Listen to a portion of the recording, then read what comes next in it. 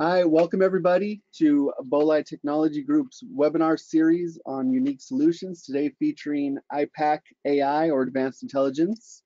Your presenters today are myself, Scott Gamar, Regional Manager for the Southwest Territory, and Mike Lugo. Mike, you want to introduce yourself? How's everybody doing? You guys are all familiar with me already? All right, so a little bit about Bolide. Over 26 years of experience. We're an ISO 9001 certified distributor, and we have a GSA contract schedule. We started in 1993, primarily making covert cameras for police and private investigators. We've since moved on to full line surveillance solutions. Been doing this a long time. Little funny anecdote. Our part numbering scheme actually has a differentiator between color and black and white cameras. We've been doing this for a very long time. We have offices around the world, Latin America, Europe, Asia, US. So in this webinar, we're going to be talking about what is iPac AI, how does it work? We're going to show you guys the interface of our NVRs and some of the really neat things you can do with the cameras, and also some of the markets where it'll be applicable.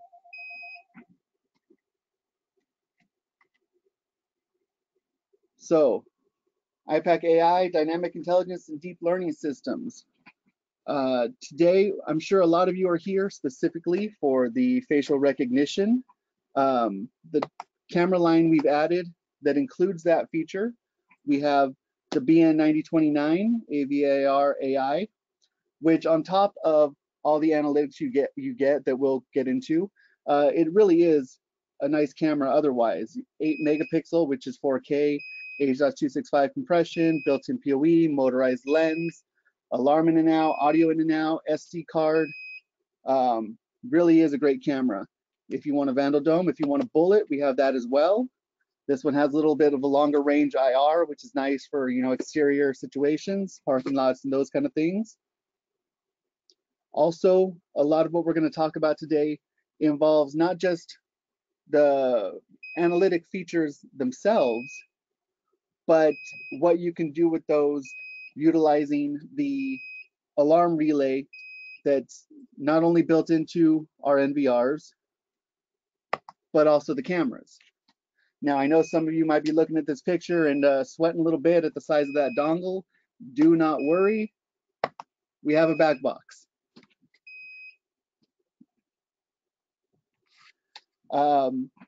You'll see these are the cameras and NVRs available in our iPac NX series.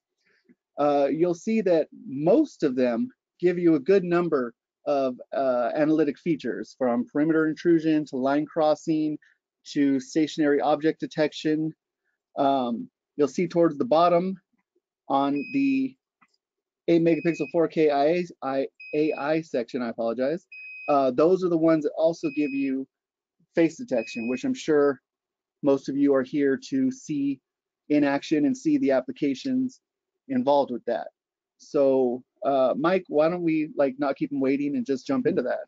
Yeah, let's do that. So those of you who aren't familiar with our new GUI, our new graphic interface, this is it. You see it's a little different than our usual older stuff, but let's jump right into this. So go into our setup, we're going to our main menu, and there's a couple places that we want to take a look at. We'll start off with under the channel section, intelligent. And you can see here we have a number of different analytics you can apply to the cameras. Perimeter intrusion, line crossing, stationary object. This human and vehicle has to do with the AI cameras, the face recognition cameras. You can also switch them over to recognize humans or vehicles. Of course, face detection. And so really quick, Scott, what's the difference between face detection and face recognition? That's a good question. So face detection is something that, your smartphones do. When you go to take a picture of something, you see that little green box appear around the face. That's just the camera saying, hey, this is a face, right? Facial recognition is actually taking that image of their face and matching it to a database. Okay. So there's detecting the face and there's actually recognizing that that face belongs to a specific person. And so this camera does Just that. recognition. So a little different. Before, you guys may have seen face detection on the cameras before. This takes it another step further. I'm just going to go across these really quick. Cross counting, sound detection. If there's a microphone on the camera and it hears sound, it sends you a trigger. Occlusion detection. What that is basically if the camera becomes unvisible for whatever reason, if it's tampered with or something's blocking it, it'll give you a alarm. And then schedule, real important. Schedule is really important. It's aside from the record schedule, you got to set this schedule as well. Just like when you set your cameras to motion, just enabling the motion isn't enough. You also have to set the motion schedule. For the analytics, just setting them isn't enough. You also have to set the schedule for those analytics. Yep. And then, of course, you can go and you can pull these reports of what the analytics are doing, basically metadata, and allow you to see with numbers what's going on. So let's go into this face detection really quick. So we have 2 face recognition cameras set up, and I'm going to go into the first one. And actually, I'd rather do this one. There we go. So you see a number of settings on the side. Out of the box, you can just go with it. You don't really have to mess with too many settings outside of the box. You don't want to change too many things. You want to make sure it's in real time. Just real briefly go over these things. Make sure it's capturing the whole screen. Detection area is the full screen. That's about it for the detection part. So the other section that we want to go. Now, it's worth noting that you do need to set the face detection. Yes, very important. And the facial recognition. So you need to set up the face detection so it's detecting those faces. And then what I'm sure Mike will show you next is setting the facial recognition so it can match those. Yep. And it can get confusing because there is 2 sections that have intelligent. Like I said, the first one's under channel. That's going to set you up just getting it ready. But the other most important part is the intelligent under alarm, because these faces being detected will trigger alarms. And as most of you are aware, if it does get a little convoluted or complicated, we're always available to help. You can call us. We'll walk you right through it. Yep. So as you can see here, we have a allow list, a block list, and a stranger list. And you can set these up on how you want it to detect. So do I want, people on the block list to set an alarm, or do I want people on the allow list to set an alarm? And you have schedules for both. And here's the cool part.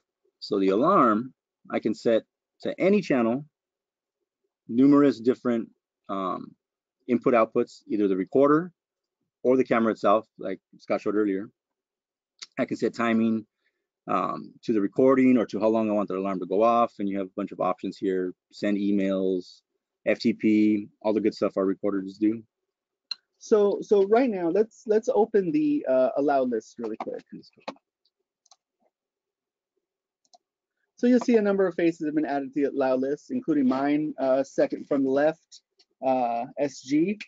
And we've set up that people on the allow list are going to trip the alarm relay.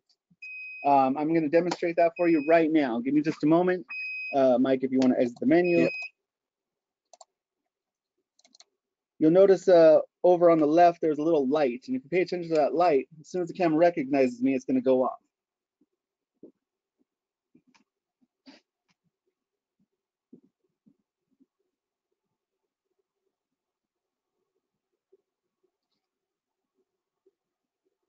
And you can see on the right side, it recognized his face and the alarm got triggered. So it did what it's supposed to do. 1 second. So there's also a block list. The block list, you would not see that alarm being triggered. It will recognize the face and put a red circle around it and tell you, however you set that alarm to be triggered, you're going to get that notification. And again, it doesn't have to be a light. It could be a mag lock. Maybe you have this camera at your front door and there's hands-free entry right there. Somebody walks up, camera recognizes them, they're allowed to be in the building, Maglock disengages, the door opens. Yep. Very, very, Um, very cool. maybe it's, a buzzer. Somebody walks up to your front door, it recognizes them, a chime goes off. Or maybe it doesn't recognize them and a chime goes off.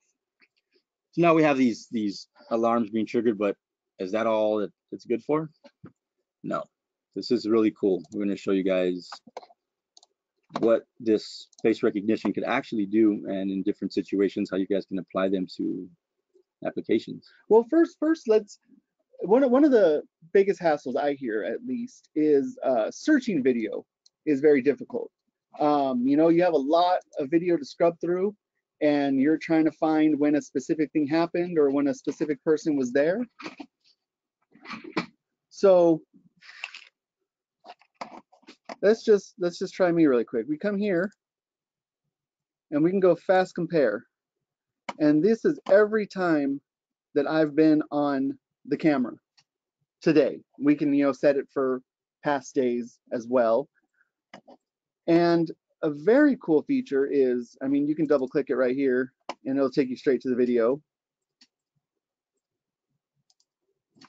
You can also preview the videos.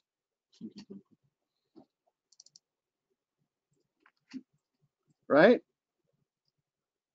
Now here's a unique application for maybe like a retail store, right? You want to see, it's nice to see every time this person, maybe a suspected shoplifter, was on camera, but you want to see the exact path that they took.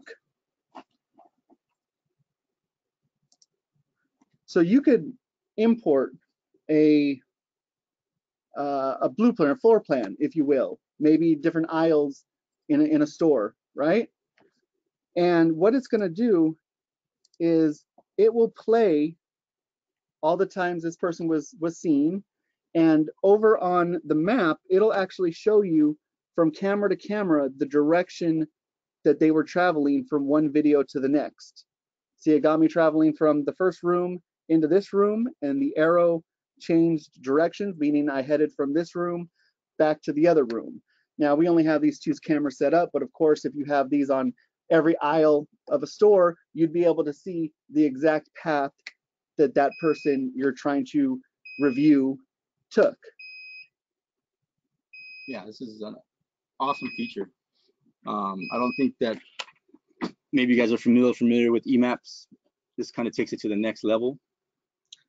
Yeah, previously it was available only on our surveillance client, which I'm sure a lot of you are familiar with. Now it's built in to the recorders. And again, I don't know if I mentioned, but all of these features come free. There's no licenses, there's no added cost. You buy the equipment, you get these features. Yeah. So I know we didn't, obviously we have no vehicles in here, but I wanted to go over this really quick as well. Of course. It might have something in the database here, it might not. Let's see, for maybe 24th. Yeah, it might not. Yeah, we didn't really have any vehicles. But so this will basically tell you when a vehicle or a human passed. I know a lot of applications, this is really important. And this is exactly what you need to capture those type of incidences. Oh, absolutely. Let's say you have it in a parking lot and you have it set up this way. Previously, if you just had it set on motion, right, it would give you a motion trigger every time anybody passed by, a vehicle, a person, a dog. But you're looking for just, a particular person that passed by, or just cars, or whatever the case may be. You can just narrow it down even that much further. And again, scrubbing through video is one of the biggest hassles I've heard from people. We have a question here. These cameras are omnidirectional, 360, or unidirectional things. So it's going to. So the question is whether they're unidirectional or omnidirectional. These cameras are around 3.3 millimeters, so you're going to get a good 90 degrees or so out of them, and they will work anywhere in that view. The optimal distance is 8 feet. That's not to say it's not going to work further than that or closer than that, But if you were to draw an arc around your field of view in 8 feet, that's going to be your optimum range. But I know when I walked out there, I stood, you know, in the center of the screen, but even off to the side, it would pick me up. Yeah, you can see that some of the pictures on the screen. It's got some side views, and it will pick that up as well. Yeah, you can actually see right here on the screen. There's some profile shots and things like that. Another question here, do the faces need to be added by capturing from the cameras, or can you upload photos? Yeah, you can upload That photos. is another great question. We didn't actually go into how to add people to either list. Yeah, So do that if now. we come back here, we'll go down to setup, alarm, intelligent. Now, when you come here, you have an import option, and you can either import from local storage, which is the hard drive of the NVR, or from external storage. External storage would be pictures that you've taken of maybe all your employees, and you want to add them to the allow list. Put them on a USB thumb drive and just upload them. Local storage is going to just give you pages of everybody that it has seen. So let's see if so if we want to go ahead and add Manny here, we would just click them. We'd say okay, and now we can, well, he was there already, but that's a bad picture. We can go ahead and name him.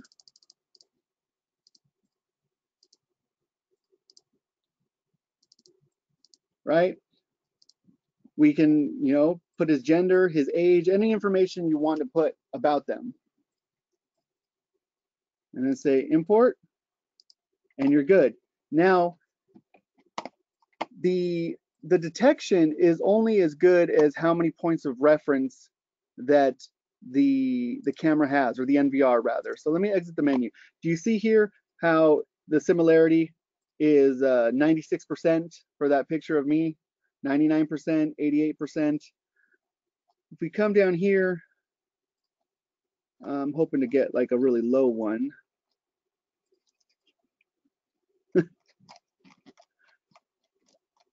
Okay, that is because I've uploaded quite a few pictures of myself to increase the accuracy of that detection. So if we come back here,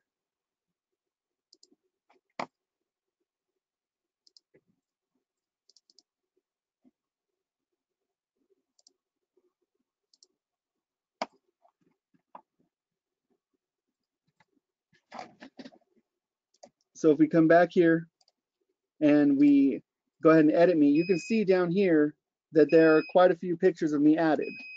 And what we can do is we can go ahead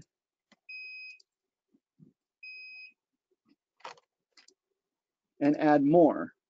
So these are some of the pictures from earlier today. So we're going to go ahead and add all these as well.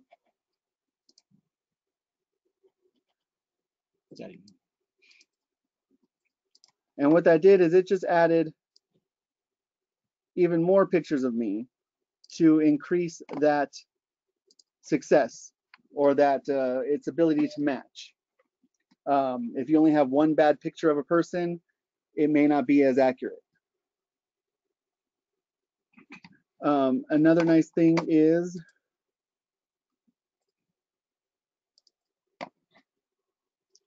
there's another question: how many people you can add to the list? So the list can just go on and on. I mean, it's on the hard drive. You can't fill terabyte of information, faces. Yeah, so, we've had many more people than this added, and we have not reached a maximum. So as for the total number of detections at one time, it's around 25 in one screen at one time it can detect. So you have multiple people on camera at the same time, it's going to be able to differentiate between those multiple people. Yep. So let's get out of here really quick. Okay. Oh, and it's nice to know that even just here from the right, so somebody pops up on the screen, you can just right click and go straight to, you know, playback or fast compare, and bam, you're going to get everything right there, and you got the video you're looking for. Go ahead, Mike, you were saying? So yeah, what about people that aren't on the list? How would I search for them? Well, just because they're not, they haven't been added to either an allow list or a block list, it's still going to capture their face, and it'll appear, you know, over there on the right if you have it set up to capture. Let's see here. Someone who's not on this database. Are you on the database? I'm not on the database. I So took myself off. So let me go. Mike is not on the database. So let's get out of here.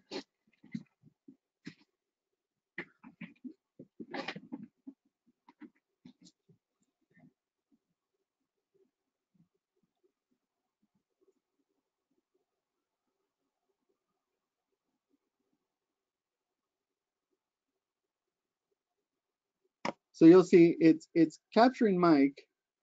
The little light over on the left is not going off because he's not on the allow list. And he will be added here shortly.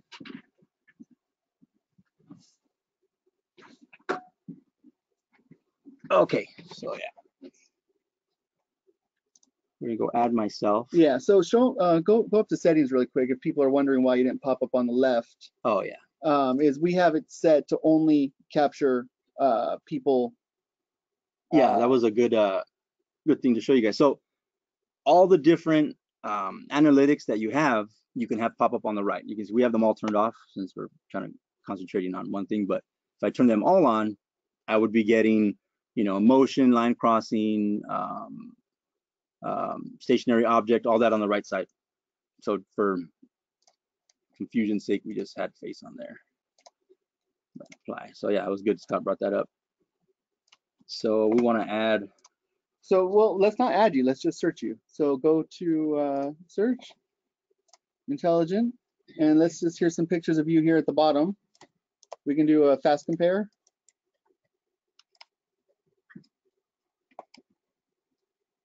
So, and even though he's not added on any list, you still have him. Yeah, but I can still shows me there on the screen, showing me coming back and forth. So yeah, even though people are not on the list, you can still search them, you can still find them. Real easy to search. I don't think you could get a much more easier in terms of the advanced technology that we're able to bring you guys. So does anybody have any questions thus far about this new technology that we're bringing to you guys? Okay. And again, we touched on some of those applications already. You know, there's the you know, hands-free entry. There's the you know, following somebody's path through a retail space, things of that nature. Right? Being able to track somebody's movements like that, very helpful. Again, as I said before, it's a pain to scrub through multiple hours on multiple channels of video. So anything that kind of helps you find what you're looking for is always helpful. And it's not just about finding video. Because of the alarm triggers, again, you can set up touchless entry. You can set up an alarm. I know a customer that, you know, installed one of these. The end user has a long driveway, right? And they can't see the end of their driveway from their house. So they set up the camera with the line crossing detection so that when a vehicle pulls through using the alarm out on the camera, it sets off a chime in the house. So you're in your house and you hear the chime, oh, somebody's coming down my driveway. Things like this are very useful to the end user. Yeah, and you know, I don't think it gets pushed too much. It's a very valuable tool to have in your bag to present to the end user, or any application at that, using these input outputs. You can automate a lot of things just with the camera or the recorder. You don't need, you know, third-party access control and stuff like that. You're able to do a lot of these things straight from the camera or the recorder. It's a very valuable tool. Absolutely, absolutely. I know we've spent a lot of time on face detection, but even the instance I just mentioned, it was just simple line cross detection. Um, any questions? Oh, do we need to buy licenses? No. Again, these are all included with the equipment. You buy the equipment, it's yours, and all of these features come with it. Now, if we go back here a second, you'll see that most of these features, perimeter intrusion, line cross, occlusion detection, come with most of the cameras in our iPac NX line, with the exception of really just the fixed lens cameras, which are, you know, your more affordable line. The face detection specifically is only available in our iPac AI line, along with everything else that comes with the perimeter intrusion, the line crossing, stationary object, things of that nature. So we have another question. Do all the cameras have to be AI to do this? So the ones that are detecting either faces or humans or vehicles, those ones do have to be AI cameras. Yeah, but all the other, not all, but most of the other cameras have some sort of analytics incorporated into it. Yes, yes. Again, almost all the cameras in our iPac NX line have built-in analytics. The face recognition specifically is only in the two that we highlighted just a little bit ago, your BN9036 AI and your BN9029 AVAIR AI. This is another question. Says, how good does it do in groups of people detecting people? So it does very well. So like I think I mentioned earlier, up to 25 people at once it'll detect. So yeah, in one frame, that's pretty good. These are 8 megapixel 4K cameras, so there's a lot of real estate on the screen. There's a lot of pixels to work with. So it definitely has the resolution to handle that.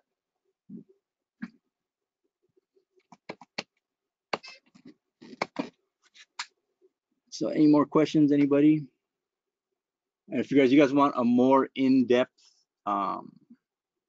training, you can contact us. We'll be more than happy to set something up for you guys. Oh, 100%, 100%. If you have any follow-up questions that come out later, you give us a call.